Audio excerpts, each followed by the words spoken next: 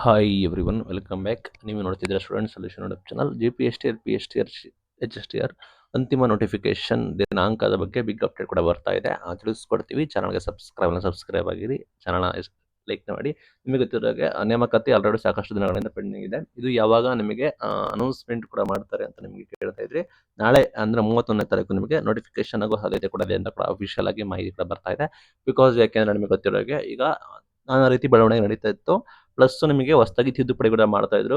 ಪ್ರತಿಭಟನೆ ಕೂಡ ನಡೀತಾ ಇತ್ತು. ಇಲ್ಲಿ ಏನೆಲ್ಲ ಪದಗಳು ಕೂಡ ಮಾಡಬೇಕು, ಯಾರನ್ನ ಇನ್ಕ್ಲೂಡ್ ಮಾಡಬೇಕು, ಯಾರನ್ನ ಮಾಡಬಾರದು ಅನ್ನೋದೆಲ್ಲ ಕೂಡ ಪೆಂಡಿಂಗ್ ಇತ್ತು. ಈಗ ಅಫಿಷಿಯಲ್ ಆಗಿ ತೀರ್ಮಾನ ಕೂಡ ಆಗಿದೆ. ನಿಮಗೆ ನೋಟಿಫಿಕೇಶನ್ ಆದ ನಂತರ ನಿಮಗೆ ಆದಷ್ಟು ಬೇಗ ನಿಮಗೆ ಡೇಟ್ ಅನೌನ್ಸ್ಮೆಂಟ್ ಕೂಡ ಮಾಡ್ತಾರೆ. ನೀವು ಅರ್ಜಿ ಕೂಡ ಸಲ್ಲಿಸಬಹುದು. ನಿಮಗೆ ಸೂಕ್ತ ದಾಖಲೆಗಳನ್ನ ನೀವು ತಯಾರು ಮಾಡ್ಕೊಳ್ಳಿ. ನೇಮಕಾತಿ ಪ್ರಕ್ರಿಯೆಯನ್ನ ಇನ್ನೇನು ಕಾಲ್ ಮಾಡ್ತಾ ಇದ್ದಾರೆ ಇಲಾಖೆಯ ಕಡೆಯಿಂದ. ಬಿಕಾಸ್ ಯಾಕೆ ಅಂದ್ರೆ ನಿಮಗೆ ಗೊತ್ತಿರೋಗೆ ನಾನಾ ದಿನಗಳಿಂದ ಪೆಂಡಿಂಗ್ ಇತ್ತು. ನೇಮಕಾತಿಯನ್ನ ಮಾಡಲೇಬೇಕು. ಪ್ರತಿಭಟನೆ ಕೂಡ ನಡೀತಾ ಇದೆ. ಪ್ಲಸ್ ಸರ್ಕಾರಕ್ಕೂ ಕೂಡ ಚಾಟಿ ಬೀಸಿದ್ದಾರೆ ವಿದ್ಯಾರ್ಥಿಗಳು. ಪ್ಲಸ್ ಈಗ KPSC ಸ್ಕ್ಯಾಮ್ ಕೂಡ ನಡೀತಾ ಇದೆ. ಈ ಎಲ್ಲ ಕಾರಣಗಳು ನಿಮಗೆ ಗೊತ್ತಿದೆ ನಡೀತಿದೆ.